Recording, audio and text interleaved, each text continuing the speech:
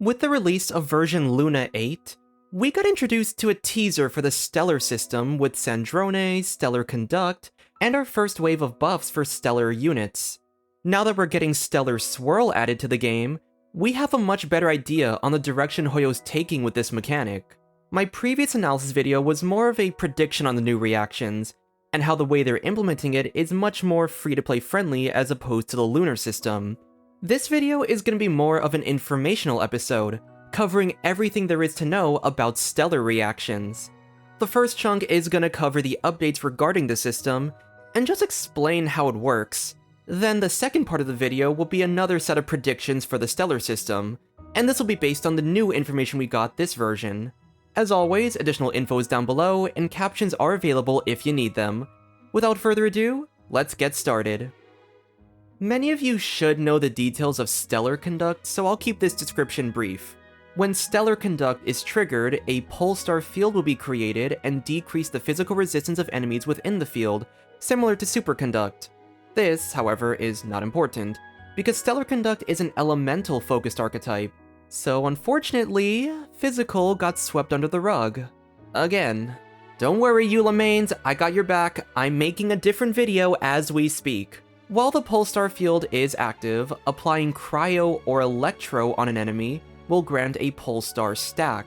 You can generate a max of 12 stacks, and every 4 seconds, the stack count will reset. But when that stack count resets, your team will gain a few bonuses for 4 seconds. Based on the amount of stacks you got, you'll increase your entire team's cryo and electro damage percent, as well as the base multiplier of Stellar-Conduct damage. Unfortunately, similar to Lunar Bloom, there is no way to deal reaction-based Stellar-Conduct damage. The only method is through a character's direct reaction damage. With the Pole-Star field, the main buff is the Stellar-Conduct multiplier increase, but you still get some love on regular elemental damage, since the Stellar DPSs and any supports still deal that form of damage on the side. Next up is the new reaction, Stellar-Swirl. We'll cover this one in more detail. When you trigger this reaction, 2 things happen. 1, you deal an instance of anemo damage that's considered Stellar-Swirl damage. The damage is calculated very similarly to Lunar, in which it takes a portion of the cryo and anemo contributors and pools their damage together based on who contributes the most or least damage. In addition to being an EM-based system, Stellar-Swirl can also utilize crit stats from the party. Lunar's contribution for reaction damage was the following. The highest contributor provided their full damage at 100%, the second highest provided 50%, and the third and fourth contributors provided 1/12 of their damage.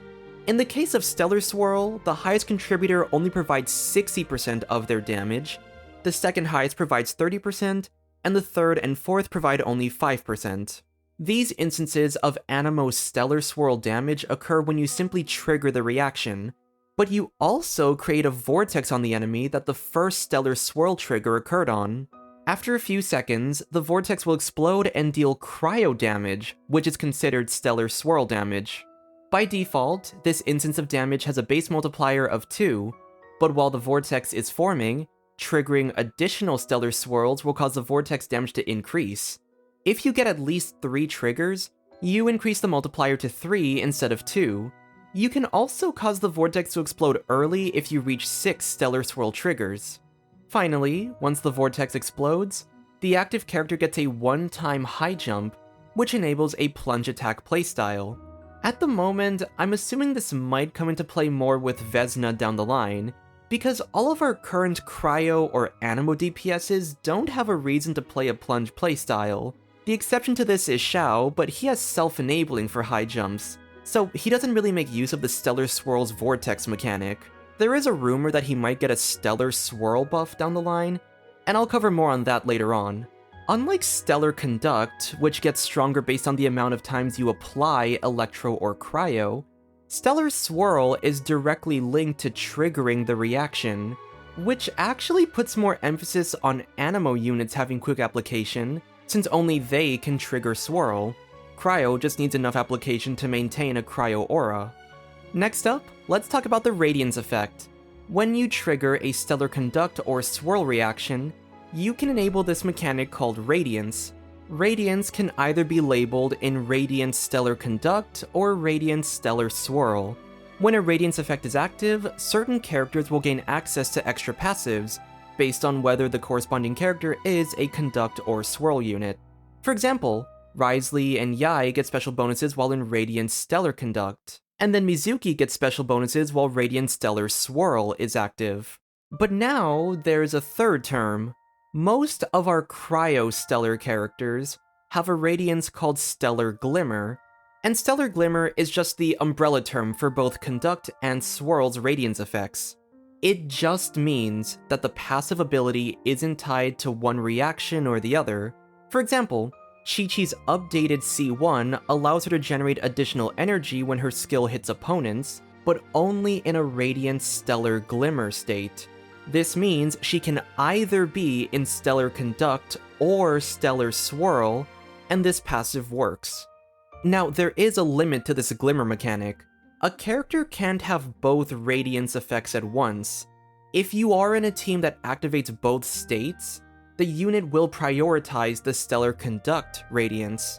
Going back to Chi-Chi, one of her passives is that she either increases Super and Stellar-Conduct damage while in Stellar-Conduct radiance, or she increases Cryo/Stellar-Swirl damage while in Stellar-Swirl radiance.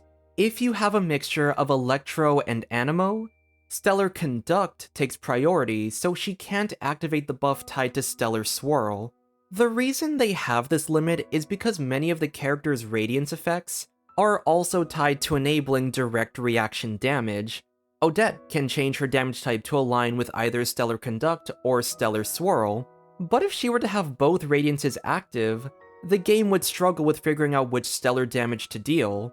So the priority of Stellar-Conduct just helps players know what damage to expect when both reactions are present. The nice thing about the Stellar-Glimmer limit is that this only applies to character abilities, not the reactions themselves. If I have a team of Sandrone, Yae, Chi-Chi, and Sucrose, the direct damage Sandrone deals will always prioritize Stellar-Conduct. But Sucrose can still trigger Stellar-Swirl reactions. The swirl damage isn't going to be a crazy damage increase, but it does mean the reactions can still coexist in those mixed teams. It also does make more sense for Stellar-Conduct to take priority over Stellar-Swirl for the Radiance. When you run a Conduct team, there is merit to bringing in Anemo support since they provide extra grouping, application, utility, and VV shred. Making Stellar-Conduct take priority means you can bring that Anemo character without disrupting the overall dynamic of the team. But in Stellar-Swirl, you don't have nearly as much incentive to bring an Electro character. So there's no need to worry about the priority in the first place, since Stellar-Conduct won't be present. Now that I've covered the general mechanics of the Stellar system, I want to revisit the topic from my previous video. It was just about how the Stellar system is already more flexible than Lunar. With Lunar, the characters who enable each reaction consist of one Lunar DPS, one Lunar support, and Columbina being the general enabler for the reaction. All of these are 5 stars, which meant accessing any of these reactions was locked behind a premium character. With the Stellar system, quite a few things are different. Older characters got buffs to allow them to access the Radiant system and Stellar damage typings. Unfortunately, these older characters can't access the reactions on their own. It's only accessible through the new Stellar-focused characters of Sandrone and Odette. But does that mean you have to pull for them? Meta-wise, probably. But for casual players, no. Because Cryo Traveler will also be able to enable both Stellar reactions. Which means unlike Lunar, everyone gets a free-to-play option to test out Stellar teams. I kinda wanna cycle back to Sandrone and Odette for a little bit. I initially predicted that the Stellar enablers would be the following. The Tsaritsa would be similar to Columbina, in which she can enable all of the Stellar reactions. Obviously, we all figured Cryo MC would be the free-to-play option for Stellar enabling, but I figured that Sandrone was going to be a Stellar-Conduct enabler, while Odette would be a Stellar-Swirl enabler. That way, they stay within a respective niche. And this prediction didn't happen. Odette can enable both Stellar-Conduct and Stellar-Swirl. Then Sandrone was given changes that allowed her to also enable both reactions. The Tsaritsa's not even out yet, and we already have 3 characters who can enable both reactions. We know Vesna's gonna be an Animo-Stellar character, so she'll just enable Stellar-Swirl. By that logic, someone's gonna be the Electro unit with Stellar-Conduct. Going purely on the perspective of casual accessibility, Cryo Traveler existing means you wouldn't have to pull for Sandrone or Odette to enable stellar teams. Giving a buff to older units means that paired with Cryo MC, you also have access to a fully functional stellar team. If you're going for more premium choices, you'd go for the new stellar units. But Sandrone and Odette enabling both stellar reactions means that if you were looking to get the Tsaritsa for that very reason, it's not really a good factor anymore. Actually, while we're on that note, I want to explore my prediction on what Tsaritsa's kit might be. I don't think the Tsaritsa is going to be stellar-focused, nor do I think she should be. It'll be fine if she still enables stellar reactions, but in terms of power scaling, it might be better if she was weaker than Sandrone or Odette in terms of the stellar focus, damage, or utility. Regardless of whether she's a DPS or support, making the Tsaritsa stellar focused kinda puts her in competition with both of these characters. All 3 of them would be cryo-oriented stellar characters. Thematically, I also think being a stellar-focused unit would be kind of weird for her. The Tsaritsa is also the Archon. She's supposed to be the embodiment of the cryo element. Stellar is just a branch of that system, focusing on 2 of the cryo reactions. What I would like to see is Tsaritsa focusing her attention on upscaling all cryo teams. She'll work in Stellar-Conduct and Swirl and still be a strong unit, but she'd also provide useful effects for freeze, melt, or cryo-crystallize. And through this generalized design, I think she'd be more of a side grade in stellar teams, and could easily be replaced by stellar specialists. Considering that stellar reactions are capable of critting, and that cryo is tied to the crit stat, I wouldn't be surprised if Tsaritsa buffed crit in some capacity with her kit. It's both functional and useful for all the cryo archetypes. Once again, this is just my wishful thinking on how they'd execute Tsaritsa's design. I wouldn't mind if she has synergy with stellar teams, since it's still a cryo-based branch, but I would be pretty sad if the Cryo Archon was pushed directly into a stellar niche. For the last random tangent I want to talk about, there's a rumor that the next wave of character buffs will be focused more on Stellar-Swirl units. It's also said that characters from Liyue will receive some buffs. Some names getting thrown around, for example, include Zhongli, Ganyu, Xiao, Jin, and Wanderer. And from this, I'm praying that Shenhe also gets included in this list. But there was a detail I noticed in the beta cycle that I wanted to mention, cause this might show us the direction we're gonna go in terms of the older character buffs. Newer characters like Sandrone, Odette, and Cryo MC have access to that Stellar-Glimmer effect since they're new cryo characters. This means they can deal Stellar-Conduct or Stellar-Swirl damage in those respective teams.